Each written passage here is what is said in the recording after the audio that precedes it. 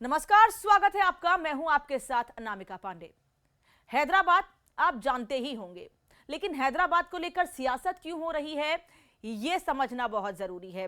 ना ही वहां पर चुनाव हैं और ना ही वहां पर ऐसी कोई हलचल हो रही है जिसके चलते वहां पर राजनीति हो। ना कोई पार्टी छोड़कर जा रहा है, ना कोई मुख्यमंत्री बदलने वाला है, लेकिन सियासत हैदराबाद पर जोरों पर है।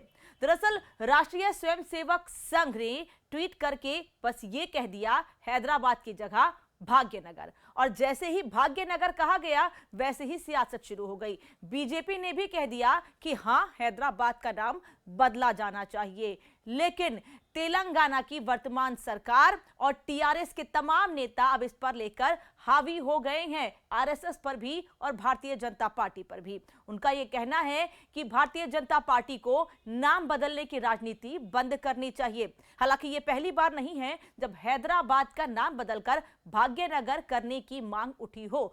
अभी तक तो मांग ही उठ रही थी, लेकिन आरएसएस ने तो बाकायदा हैदराबाद की जगह भाग्यनगर लिखकर इस चिंगारी को और हवा दे दी है। अब देखते हैं कि क्या हैदराबाद का नाम बदलकर भाग्यनगर रखा जाएगा, क्योंकि ओवैसी भी वहीं से आते हैं और इस वक्त उत्तर प्रदेश की राजनीति में ओवैसी कुछ ज्यादा ही सक्रिय दिख रहे हैं। तो क्या होता है ये तो आने वाला वक्त ही बताएगा, लेकिन उससे पहले इस रिपोर्ट को देखिए कि आखिर सियासत हो क्यों रही है और हुआ क्या है, पूरा मामला क्या है। हैदराबाद वो शहर जिसकी पहचान चार मीनार से होती है, वो शहर जिसे निजामों का शहर और मोतियों का शहर भी कहा जाता है, वो आज कल अपने नाम को लेकर ही सियासत का केंद्र बनता जा रहा है।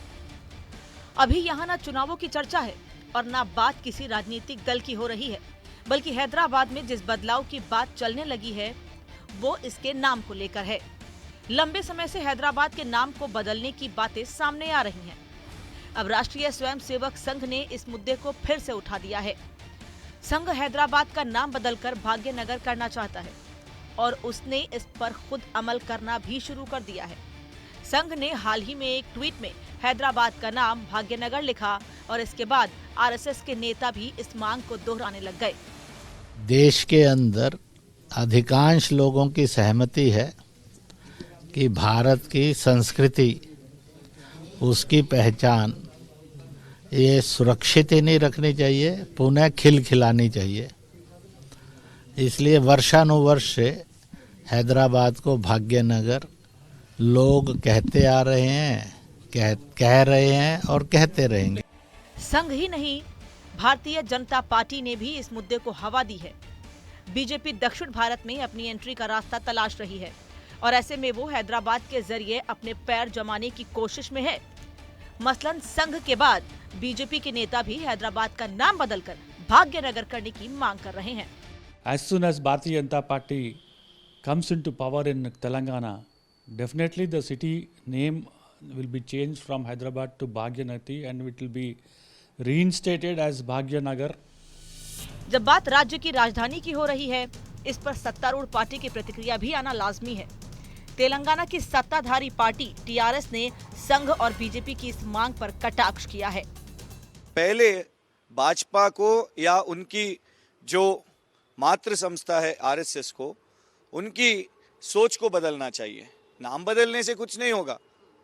अगर उनको हैदराबाद या तेलंगाना के ऊपर कुछ भी प्यार है तो क्यों नहीं सोचे कि अब तक जो हैदराबाद में यहाँ पे बाढ़ आए थे, एक पैसा भी केंद्र सरकार ने हैदराबाद के लिए नहीं दिया, तो नाम बदलने से क्या होगा। लगे हाथ आपको ये बताना भी जरूरी है कि हैदराबाद नगर निगम चुनाव के समय भी शहर के नाम को लेकर जमकर राजनीति हुई थी। बीजेपी ने इस विषय से ही अपना मुख्य मुद्दा बना लिया था।